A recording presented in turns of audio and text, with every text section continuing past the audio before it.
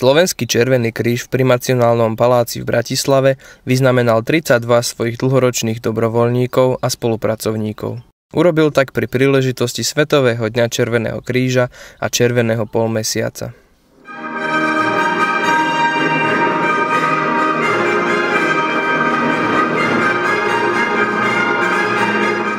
SČK na Slovensku propaguje bezpríspevkové darcovstvo krvi, vyučuje prvú pomoc, venuje sa sociálnej činnosti, dobrovoľníctvu či humanitárnej pomoci. Združuje asi 70 000 členov v 38 územných spolkoch. Svetový deň Červeného kríža a Červeného polmesiaca prvýkrát po celom svete slávili 8. mája 1948 na výročí narodenia Henryho Dunanta, zakladateľa Červeného kríža a prvého nositeľa Nobelovej ceny za mier.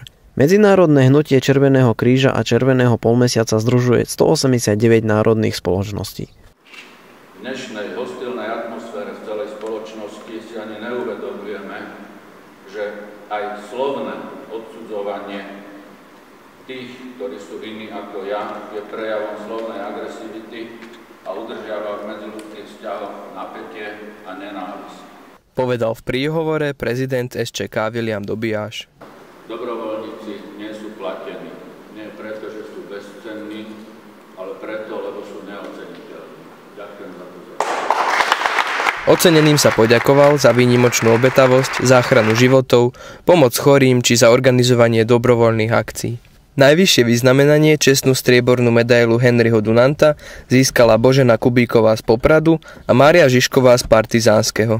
Ďakovný list od SČK dostali Viera Fábriová z Bratislavy, Štefan Peňák z Klina, Katarína Slováčiková zo Zlatna, Tibor Vyslocký z Prešova, Robert Džembera z Nových Zámkov, Martin Kleštinský z Trebišova a tým lekárov pod jeho vedením, Zoltán Hájoš z Dunajskej Stredy, Michal Huc zo Sniny, nezisková organizácia Plamienok a mesto Ružomberok.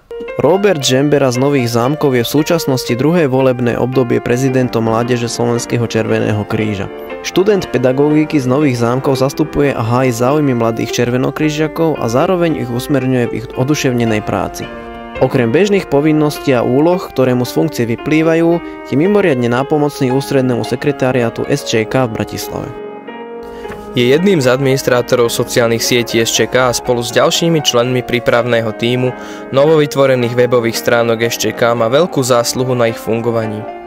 Podielal sa na príprave metodiky a školenia pre webových administrátorov jednotlivých územných spolkov a rovnako ako Tibor Vyslocký strávil množstvo hodín úpravou webových stránok a naďalej trpezlivo venuje svoj čas pripomienkovaniu a zabezpečovaniu ich správneho fungovania. Na záver dňa ocenených prijal prezident Slovenskej republiky Andrej Kiska.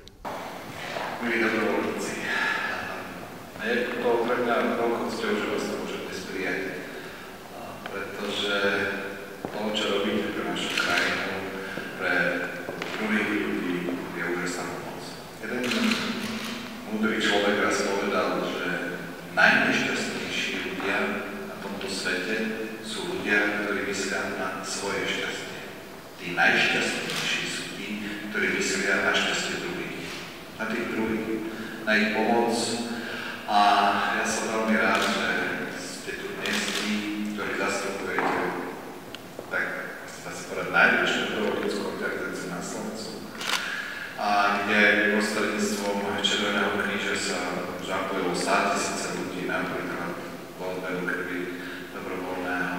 Ale Červený kríž robí aj iné úžasné projekty, sociálne služby, prvá pomoc, záchranná či humanitná pomoc.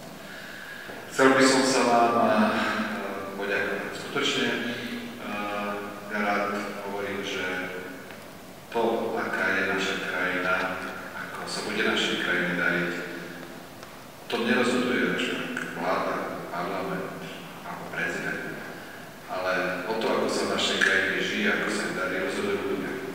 Rozhodujú ľudia, ako ste vy, ktorí sú angažovaní, ktorí dokážu myslieť na tých druhých, že tú pomoc potrebujú a to z tej našej krásnej krajiny robí aj dobrú krajinu. Takže ďakujem vám v mene